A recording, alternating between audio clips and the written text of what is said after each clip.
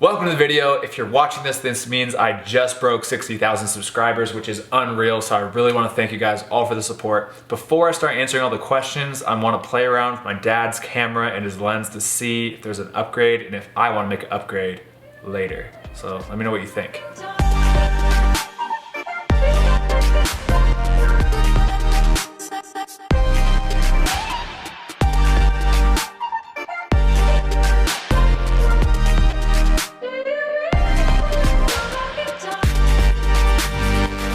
Yeah, I really like it. Let's get into it. What other YouTubers do you follow? I don't follow like a ton on a regular basis. I always like to browse random videos, like to watch other stuff. I really don't think there's any like professional soccer player that's doing this like vlogging other than me. I haven't found any that's really consistently doing it. I would love if a big player in like the MLS, the EPL was doing that. I think that'd be awesome. It'd be such a great learning tool. But unfortunately, you guys are just stuck with me. I do watch like Casey Neistat, who's an amazing filmmaker on YouTube. He's not an athlete at all, but he has some great tips that I try to learn from. I follow like a power lifter, like Max Tuning, because I think he does some great videos and some great vlogs. And I follow like Bro Science Life, like just like that stupid gym stuff that I just think is funny. This is pretty personal, but does your current soccer club pay you good money? So since SG Kinsenbach, every single team that I've played for, the amount that I'm getting paid has gone up and up and up. It's still, I mean, it's in the second division, so it's still not like a first division contract where you can make great money and you're gonna be buying cars and renting nice apartments and stuff like that. But the nice thing about a professional contract, most places in the world, is they provide your rent, your utilities, they give you all your gear, your travel expenses, everything is paid for. So you really don't have to buy that much besides some food and some gas. Is it true that you should not work out a specific muscle more than twice a week so that it can grow? Yes and no. You do want to leave some recovery time to allow your muscle to rebuild, but you can still have it grow. You can still get stronger by doing it more than twice a week for sure. For example, I did squats this off season 4 times a week. And my legs grew and I got way stronger, I got way more explosive, and I was doing that 4 times a week. Do you personally know anyone who has had a ton of skill and potential but never fulfilled it due to laziness and not believing in hard work paying off? If you do, how did you make it feel when you saw him/her giving up? I feel a lot of people don't realize is that most people have a ton of potential and a ton of skill starting out, but 99% of the people do give up. For example, I was on the B team for most of my life. So that means every single player on the A team, all 20 of them, probably had, at that time, more potential and more skill than I had. So all of them pretty much didn't make it because they didn't put in the work that was necessary. How did it make you feel when you saw him/her giving up? To be 100% honest, I really didn't care. If they don't want to put in the work and the effort to reach their full potential, it's too bad for them. It doesn't affect me at all. So I was really kind of just focused on reaching my full potential. That was where my focus was. Are you aware of the 10,000 hour rule, and how many hours out of that have you achieved approximately with football? Yes, I'm a firm believer in the 10,000 hour rule. I don't think it's like something that you should like constantly be calculating and working up to 10,000 hours, because I think there's a ton of other things that go into also like mastering the skill.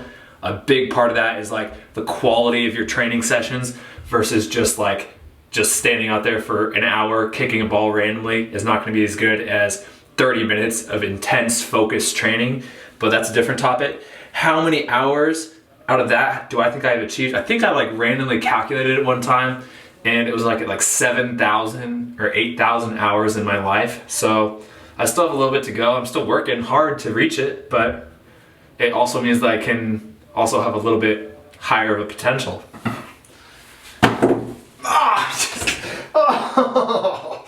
I just dropped my phone right on my toe. What's your favorite series on Netflix? The Office. What factors made you choose UC Davis over Gonzaga and your other offers? Great question.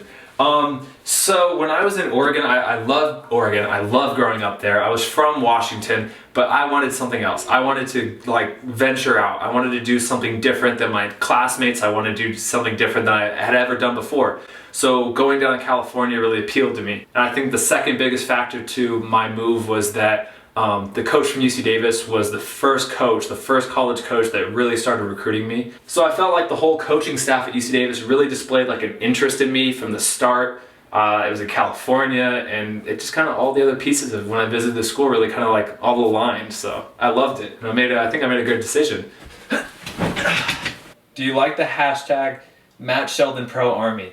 I love it. I mean, I honestly just love all your guys' support. There's no way that I wouldn't like something that you guys did unless it was like really bashing me. But so far, 99.999% of all the comments, everything has been 100% support.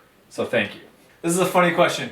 When you first started doing your videos on YouTube, did you find it hard to talk to yourself at the camera and make the video interesting? Yeah, so if you guys go back to like my first day in the life videos, I was way more stiff. I wasn't as like chill, I guess. I didn't show my personality as much because it is awkward. It's awkward to do what I'm doing right now. I'm in my room completely alone with a camera right over here talking. So it's awkward. It really is weird to get that. And it's really weird when you're in public and you're talking to a camera and people are like staring at you and you can feel them watching you, but you just can't really care what people think. But it's just like anything else in life. The more you practice, the more you do it, the better you become at it. How often would you say you drink alcohol, if ever? Or did you ever at college? Yeah, so I do drink alcohol. So right now, I probably have 1 to 3 drinks per month. It's not because I don't like it. It's not because I have huge like negative feelings towards it. It's just that I don't really see a need for it now. I feel like I'm getting older and I feel like I just want to focus on my career right now. And it's not saying that even having a couple drinks is going to really inhibit your career. You just, as long as you're smart about it and safe about it and you do it responsibly and you do it legally, I think it's perfectly fine. And tons of pros drink alcohol. I have had times in college and stuff where I drank more than I do now. But it still, at the same time, was always very, very smart and safe. And I only did that when it was celebrating something or I didn't have any workouts or schoolwork or anything the next day, and it was really kind of like a off weekend. And I would go out once, and even then I'd kind of feel guilty about it the next morning. I'm like, dang it, now like my training or my lift is gonna suck if I do them at all. So yes, I have drinking alcohol, and I think it's good to know. I want to be 100% transparent with everything. I don't want to lie to you guys ever. What is your goal after you reach the MLS? So, turn that down, Emily! Sorry. What is your goal after you've reached the MLS? I love the confidence that I'm going to reach the MLS. That's pretty funny. But I'm constantly only focused on that next goal. Like obviously, in the back of my mind, I'm always trying to go for the MLS. I'm always trying to push higher. But right now, all I'm focused on is this season with St. Louis. And I just want to have the best season possible this 2017 USL season. The same way when I was 16, I wasn't focused on becoming a pro. I wasn't even really focused on making it to D1 college. At 16 years old, I was just 100% focused on moving up from the B team to the A team. That's all I cared about. You can always have a general plan going as high as you want, but I think the most important goal is the next one. It's just baby steps. All right, I'm going to bed. I will continue this in the morning. Good morning, guys. It's my off day today, so you're pretty much just going to run through my typical day of doing nothing. Another good question, which was the biggest step up, high school to college or college to pro? So for me, it was different. Stepping up from high school to college was a really big physical change. Like I thought that the physicality of the college game, the speed of the players, just how big they were and how hard they could hit and how high they could jump, it really shocked me because I was used to being in high school. I could run past everybody, I could out-muscle most of the guys. And then when I got to college, I was facing up against players who were bigger, faster, and stronger than me. And so it was kind of shocking. I wasn't used to it at all. And then the step up from college to professional, for me, was almost more technical because at that point, the players don't get really that much bigger or faster or stronger, maybe a little bit. But the biggest change is the technical side of the game. You're playing with pros and people who are 10 years older than you now and have 10 more years of playing under their belt and technical practice. And that's just what I found in my experience. How did you prepare for games in college versus now at a professional level? This is a really good question. All these questions are good. I don't know why I keep saying that. So in college, it was more, I really tried to hype myself up for whatever reason. I thought that the more amped or the more like pumped up I was before the game, the better that I was gonna play. It almost was like an American football player where you're like slapping the helmets. College, I felt like it was very like rah rah, like let's go. And then in professional, you kind of, it's like more with your head.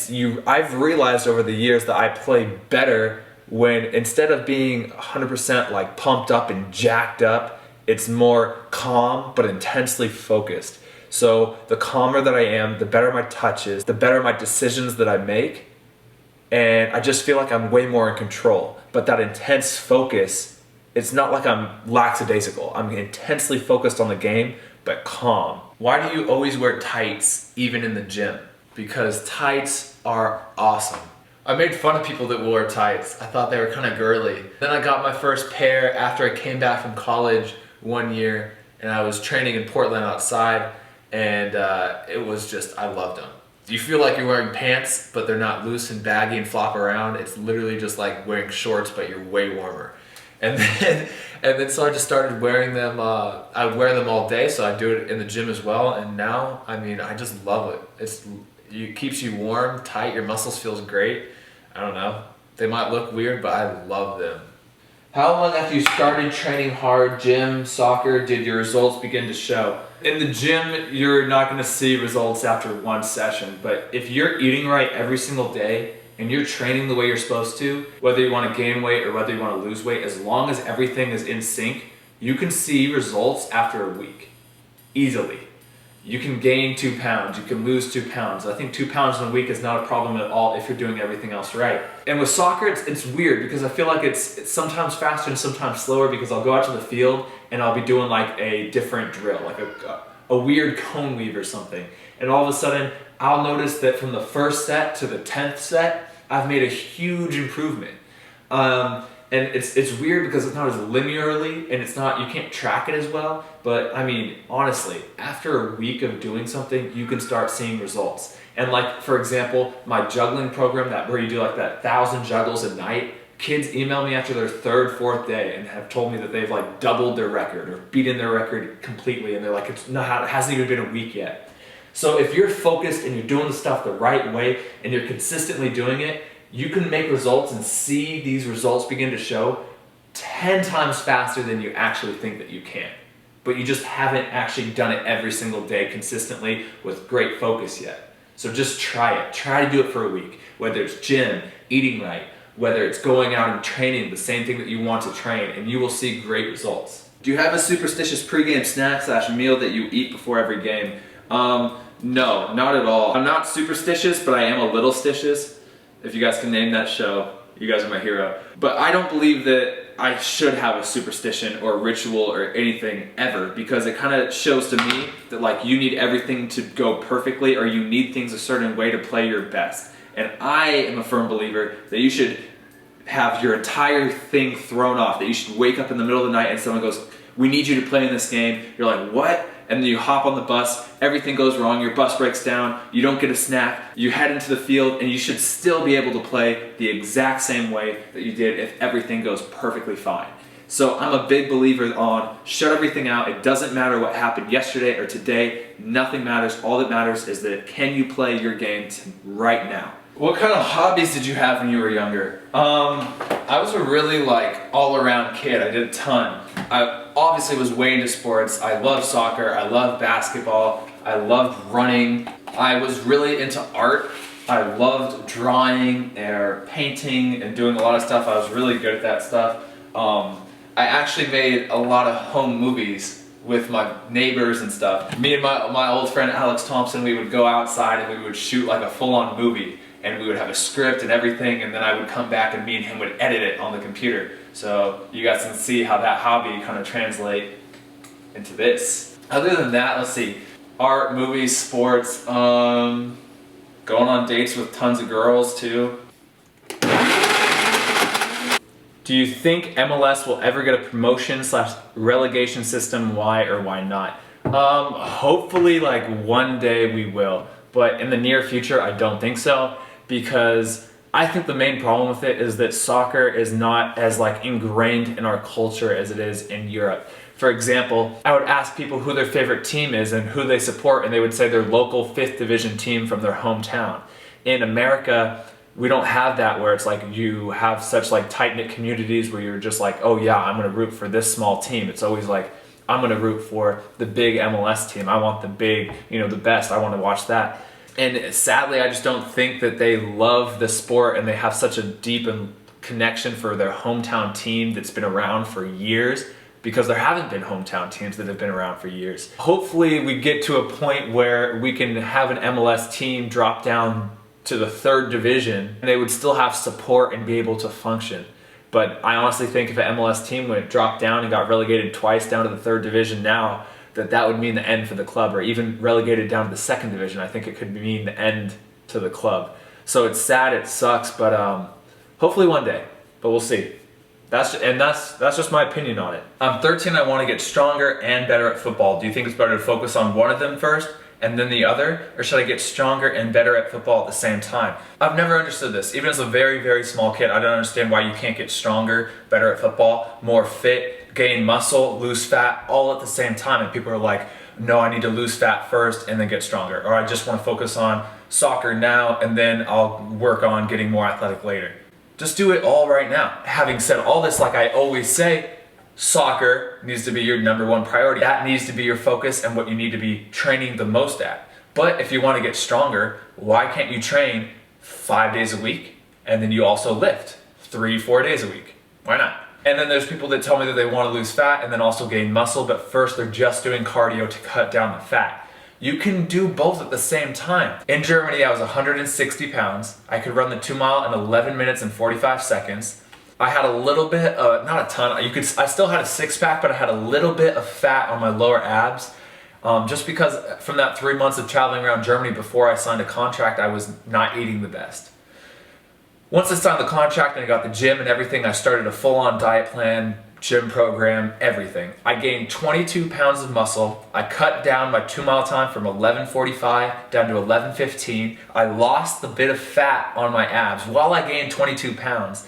And I train soccer almost every single day. So you can do everything at the same time if you're willing to put in that amount of work. All right, I'm gonna eat this. This is getting cold. When going to a trial, how do you want to go putting yourself out there to the club? If you go full on, players might not like you, and if you're shy, that can be seen as a sign of weakness. How did you do it? So it's like a mix. It really is a mix. You don't want to come out there and be like obnoxious or making weird jokes and people are going like, all right, who's this guy? And you don't want to be slide tackling the veteran player, cleats up, or really way too intense, because people are going to see that and be like, this guy, no, he doesn't know. And you don't want to come out there timid and shy. So what I honestly did for my tryouts is I faked confidence. I was nervous, I had tons of self-doubt, I didn't know, but what I did, I was like, it doesn't matter what you are feeling inside. Nobody can see what you're feeling on the inside, but act like you are 100% confident, act like you're a professional player, act like this is not a big deal to you at all, and act like you've been here 1,000 times. So I would lace up my boots in the locker room, I would talk to the guy next to me, I just kind of stayed low key, but on the outside, even if I was nervous and feeling awkward in the locker room when I didn't know anybody, I tried to display a sense of, I've been here, I know what's going on, I'm a pro, even though I hadn't signed a pro contract yet. And then I would just play my game. I would play hard. I would go and tackle people. I wasn't afraid of trying to make friends, but at the same time, I wasn't being obnoxious and going cleats up and doing really stupid stuff, trying to take on the entire team. I just played my game. I tried to be oblivious to my situation. I would just told myself, look, this is just another day in college. Go out here and play like these guys are just your college teammates. Act like nothing is different. Come out there, be confident with yourself, show that you're confident, and then just play your game. So right now I'm just like sifting through all the Elite Challenge applications that I got once I said that I was gonna raise the price next week. I'm not letting in like a certain number of people. I'm pretty much just reading through all of them, and then the ones that I really like, I'm accepting and I'm letting them in. So if you're into the challenge and you just started it, welcome. How do you stay motivated every single day, especially if you're young and have to worry about school? I get asked this question all the time about how I stayed motivated and how I balanced schoolwork and soccer and having a job and a social life when I was in high school and college. And honestly, I hate saying it, but there's no secret at all. Like, there's no secret to it. You just have to be disciplined. It's not about motivation. You're not like, every single day I don't hop on here and I'm 100% like so motivated to have the best training session. I'm just disciplined. Every single day when I'm healthy, I need to go to the field and I need to train. I need to go to the gym. I need to do my homework when I was back in school. It wasn't something like I need to gain motivation for it. I was gonna do it no matter what.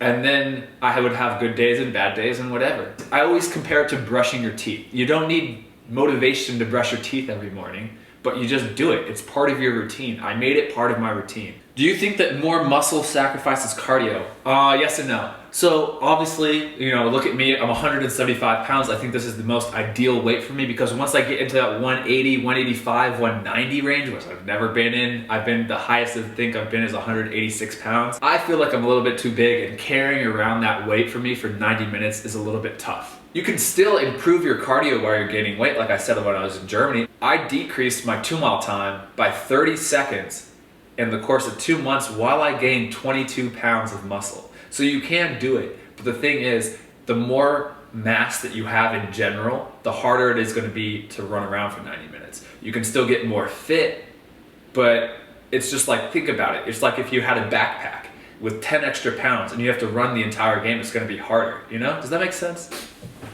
I almost changed the question, but I do want to stop this in. Muscle and strength makes you faster. So long distance cardio, you might suffer a little bit by gaining that 10 pounds. But when it comes to sprinting, if you are training the right way and you add muscle, fast twitch muscle fibers to your body, you're gonna become faster. Look at a 100-meter sprinter and look how strong they are. And then tell me that muscle makes you slow. Whoa, a nice angle. How should a center back train individually? What type of drills should they do? So people think that when you're a defender that you should just work on defense. And if you're a forward that you should just work on shooting. And it's completely wrong. Because when you're in the professional game, you need to have all your skills high. Have you ever seen Sergio Ramos take a free kick? It's amazing. He has better shot than amateurs do. I really, really think that center backs, goalkeepers, need to be working on their dribbling and their passing and their 1v1 moves even, because you never know when you're gonna need that. And obviously, like, it shouldn't take precedence over like doing something like a long ball or your distribution or working on shot stopping if you're a goalkeeper, but you still need to work on it.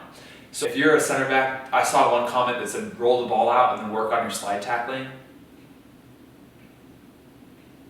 Do the same stuff that I do. I'm a right back and I work on dribbling, 1v1 attacking moves, passing, wall passing, shooting. Because even stuff like shooting, when you're shooting on goals as center back, you are obviously not going to be taking tons of shots during a game.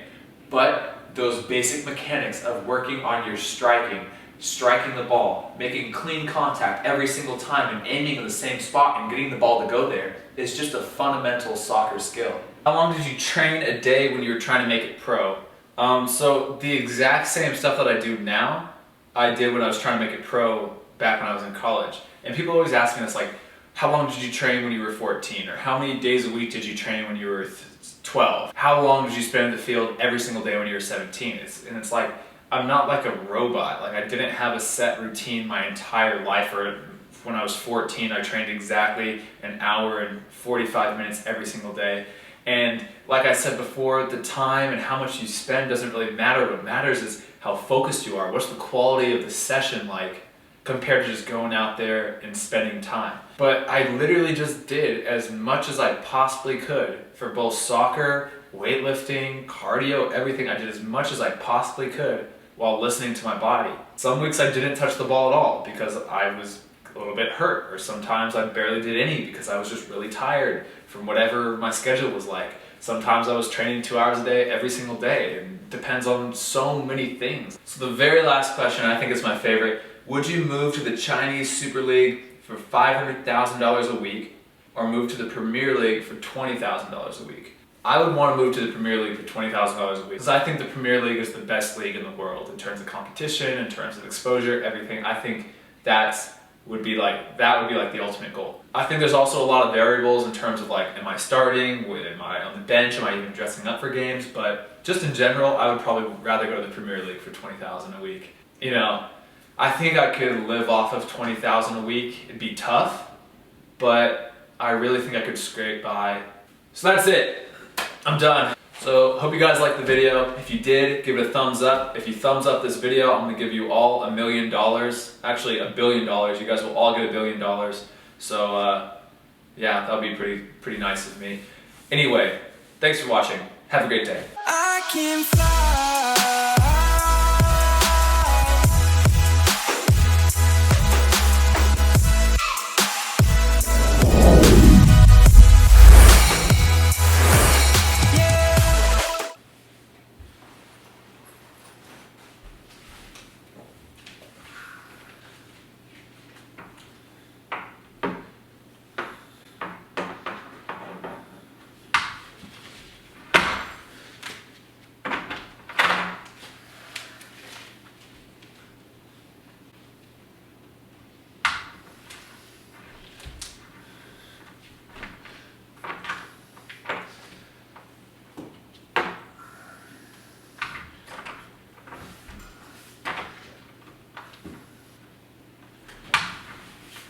What the heck?